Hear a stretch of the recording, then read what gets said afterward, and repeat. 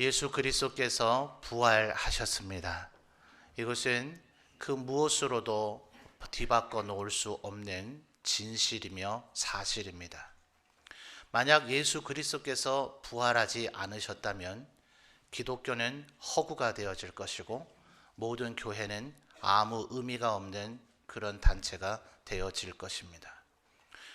고린도전서 15장에서도 바울 사도가 논증하고 있는 것처럼 우리가 믿고 있는 것도 전부 다 헛것이 될 것이고 지금 드리고 있는 이 예배도 아무 의미 없는 일이 될 것이며 우리의 죄는 그대로 남아있게 되고 우리 모두는 여전히 죽음의 권세 아래 놓여져 있게 될 것입니다. 세상 사람들이 그래서 성경에 여러 가지를 부인하고 부정하게 만들 필요 없이 오직 예수 그리스도께서 부활하셨다는 이 사실만 뒤집어 엎으면 될 일이라서 수많은 지식인들이, 수많은 철학자들이, 또 수많은 이방의 종교인들이 이 사실을 부정케 해보려고 무지 많은 노력을 경주했지만 이것을 부인할 방법이 없었습니다. 그것은 이것이 진실이고 사실이기 때문에 그렇습니다. 우리를 위하여 부활하신 예수님, 이 부활을 마음속에 더 굳건히 믿고 살아가시는 우리 모든 성도님들이 되시기를 바랍니다. 그런데 여러분, 이 부활이 그것을 믿어야 되는 이유가 우리에게 무슨 이유가 있고 무슨 의미가 있습니까? 의외로 많은 학생들을 가르치다 보니 예수님께서 십자가에 죽으셨다가 부활하셨대더라. 여기까지는 들은 적이 있고 배운 적이 있어서 알고는 있는데 그것이 나에게 무슨 상관이 있는가에 대한 정확한 깨달음이 없는 것 같더라고요. 우리 성도님들은 어떻습니까? 예수님께서 부활하신 것이 왜 그리 중요합니까? 그것이 왜 진실이고 팩트여야만 합니까? 왜 우리가 그 사실을 믿어야 됩니까? 성경은 여러 곳에서 예수 그리스도의 부활이 부활의 첫 열매라고 표현하고 있습니다. 그 이유가, 그 의미가 무엇입니까? 그것은 예수 그리스도께서 부활하셨듯이 우리도 부활하게 될 것이라는 것을 성경이 이야기하고 있습니다. 우리들이 만약 살아있는 가운데 예수께서 이 땅에 재림하신다면 주님 말씀하신 것처럼 살아서 나를 믿는 자는 영원히 살게 될 것이라고 영원한 영생을 누리는 천국으로 우리가 그대로 들어가게 될 것입니다.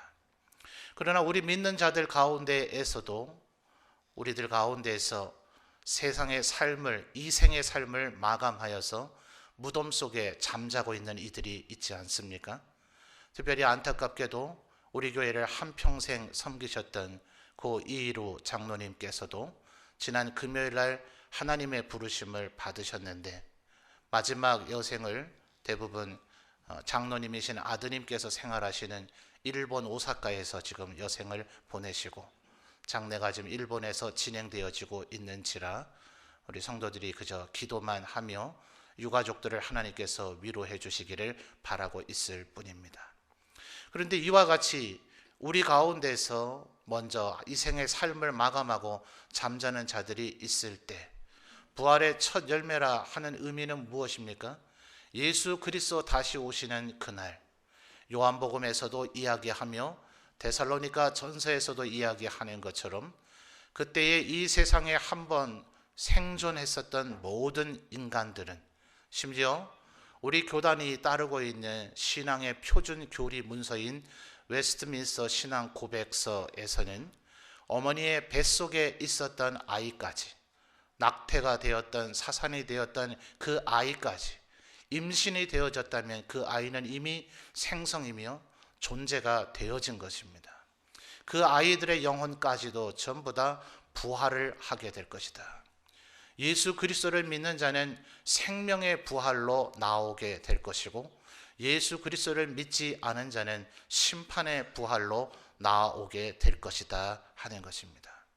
그러므로 이 부활이 우리 기독교 신앙의 핵심이고 이것이 전부이며 이것이 최종 결론이다 해도 과언이 아닐 것입니다. 그러므로 교회에서 지키는 수많은 절기들이 있지만 성탄절도 맥주감사주일도 추수감사주일도 그 어떤 날도 이 부활주일의 중요성을 대체하거나 가름할 수가 없습니다. 이 날이 우리에게 제일 중요한 날이고 우리가 하나님 앞에 마땅히 감사와 영광을 돌려야 될 날이며 이 날을 기뻐하며 하나님 앞에 영광을 돌려야 될 날인 줄 믿습니다. 그러므로 히브리서 11장에서 얘기하고 있는 것처럼 이 사실을 믿는 자들은 히브리서 11장은 대부분 구약의 성도들을 얘기하고 있습니다. 히브리서가 논평하기를 또 베드로서에서도 논평하기를 그들은 미래에 오실 예수 그리스도를 성령의 감동을 따라 멀리서 보았기 때문에 마치 희미하게 보았다. 우리들처럼 정확하게 알지를 못했으나 그들은 예수 그리스도 안에서 영생을 누리게 될 것이라는 것을 믿고 살았다. 그렇기 때문에 그들은 죽음조차도 두려워하지 않았다는 거예요. 왜요? 죽어도 뭐 할 것이기 때문에요? 부활할 것이기 때문에 그렇습니다. 오히려 역설적으로 살아있는 자는 부활하지 못합니다. 살아있으니 부활해야 할 이유도 없습니다. 부활이 그에게 적용되지 않습니다. 부활은 죽어있는 자가 부활하게 되는 것입니다. 그러므로 진정한 믿음의 사람들은 죽음을 두려워하지 않았기 때문에 히브리서 11장은 말하기를 세상이 그를 감당치 못했다. 왜냐하면 대부분의 사람들은 아무리 굳건한 의지와 신념이 있다 하더라도 그 의지와 신념을 꺾지 않으면 죽이겠다. 너의 모든 것을 빼앗아 버리겠다. 네 모든 것을 이 세상 천하 만물을 가지고 있다 할지라도 네 목숨을 잃으면 그것이 무슨 유익이 있겠느냐. 성경에서도 얘기하는 것처럼 사람에겐 일단 생존이 중요하기 때문에 목숨을 가지고 위협하면 그것이 실제라고 여겨지면 누구라도 자기의 의지와 신념, 믿음을 꺾고 굴복할 수밖에 없었던 것이죠. 그러나 예수 그리스도를 믿는 우리 하나님의 사람들은 죽어도 뭐해요? 다시 살겠고 주님께서 먼저 부활하셨으니 우리를 다시 되살릴 것이 분명하므로 그 사실을 믿기 때문에 죽음조차도 두려워하지 않는 믿음의 삶을 살았던 것입니다. 그러므로 여러분 오늘 여러분의 마음속에 다시 한번 다짐하십시오. 여러분 혹시 이 세상을 살아가면서 힘들고 어려워서 고단해서 혹시 마음에 어둠을 깃들인 채 살아가고 있지는 않습니까?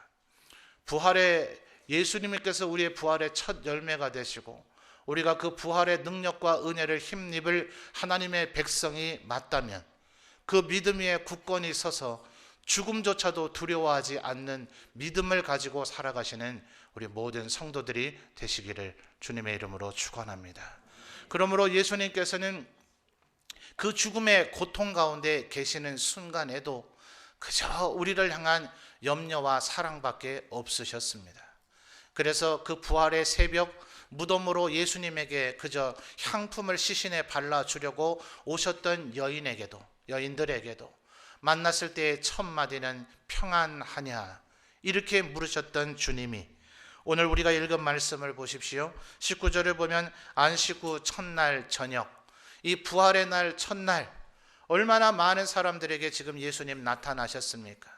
여인들에게도 엠마오로 가는 두 제자에게도 그리고 급기야 저녁 때에 모인 모든 제자들에게 나타나셨을 때 그들의 입장에서는 부활하신 예수님을 처음 만나는 그 순간마다 예수님은 부활하신 그 스스로의 몸을 누군가 그 제자들에게 보여주실 때마다 19절 하반절에 뭐라 얘기하십니까? 너희에게 평강이 있을지어다. 21절에서도 또 반복해서 얘기하시기를 예수께서 또 이르시되 너희에게 평강이 있을지어다.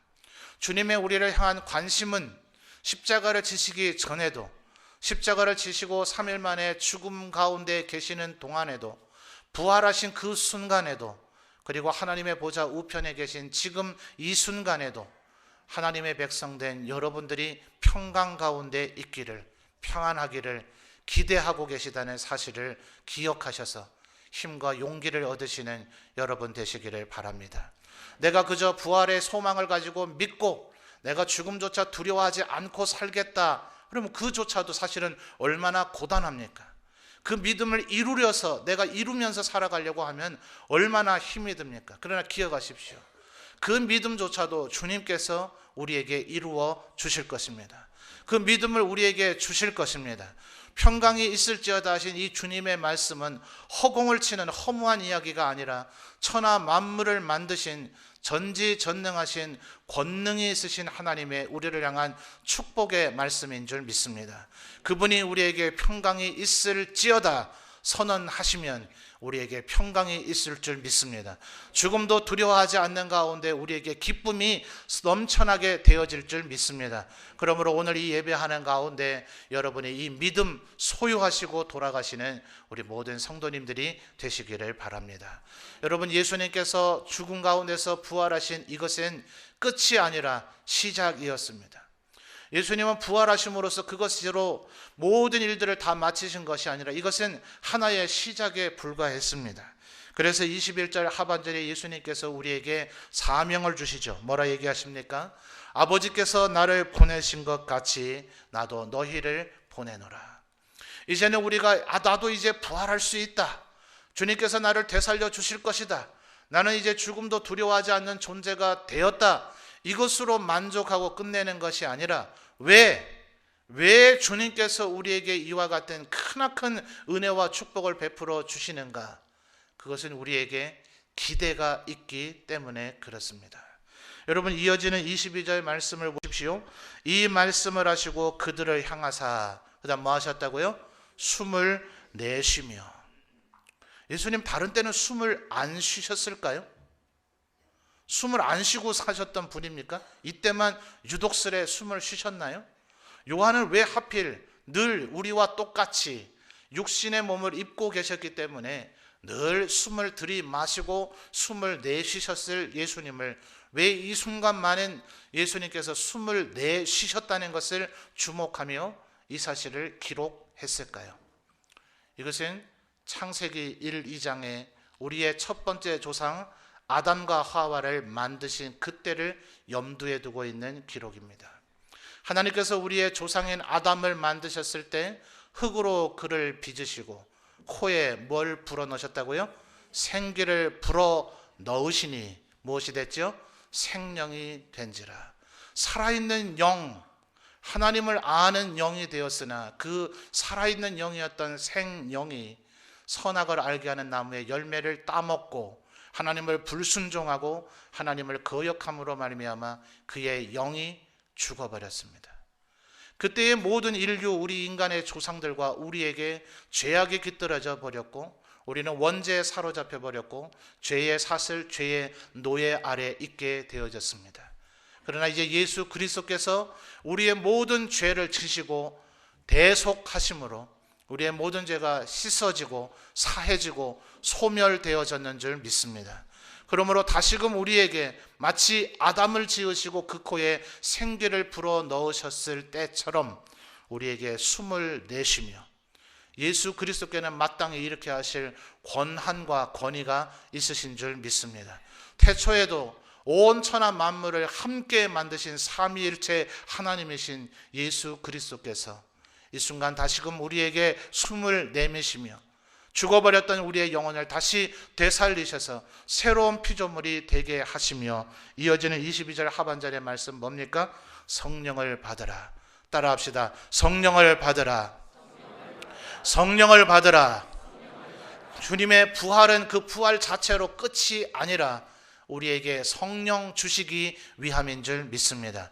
그러므로 성령 받으면 믿음이 견고해지고 성령 받으면 부활을 확고히 믿고 붙들 수 있게 되고 성령 받으면 부활의 증인이 되어지고 성령 받으면 죽음을 두려워하지 않는 믿음의 사람으로 이 세상을 살아가게 되어질 줄 믿습니다.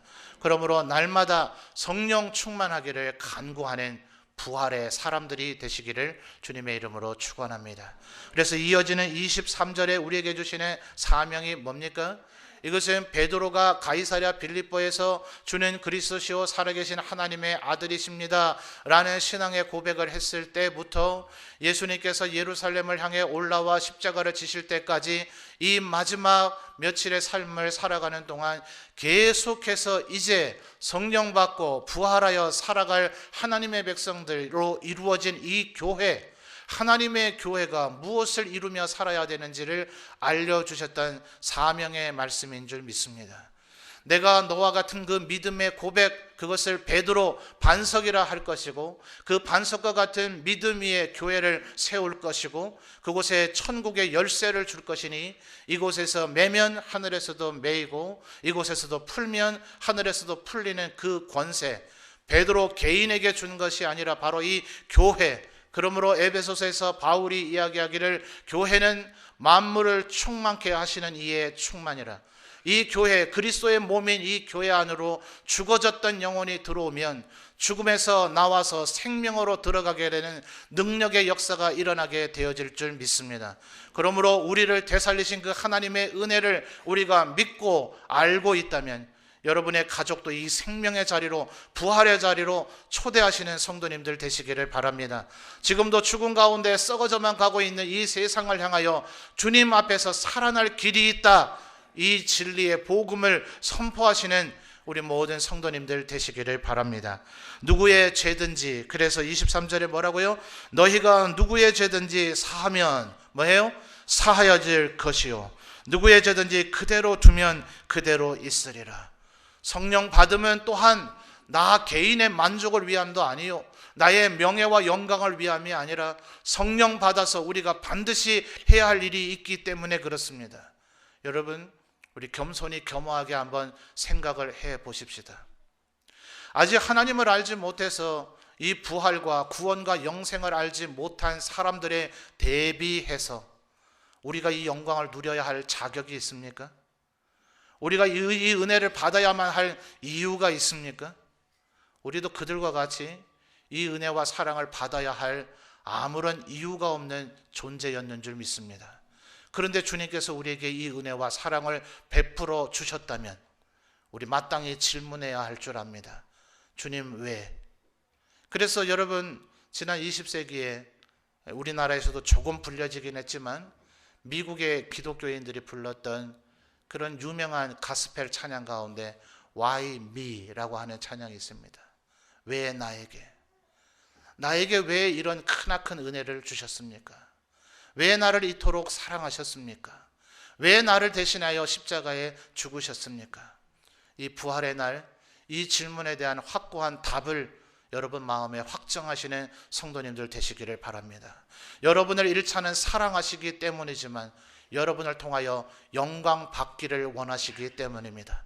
여러분을 통하여 이 생명의, 이 부활의 소식이 온 열방에 전파되어지기를 원하시기 때문에 그렇습니다. 그러므로 이 부활을 믿는다면, 이 부활의 은혜에 감사한다면 이제는 더욱더 우리의 삶으로 하나님 앞에 영광 돌리며 부활의 증인으로 살아가시는 우리 모든 성도님들이 되시기를 주님의 이름으로 축원합니다.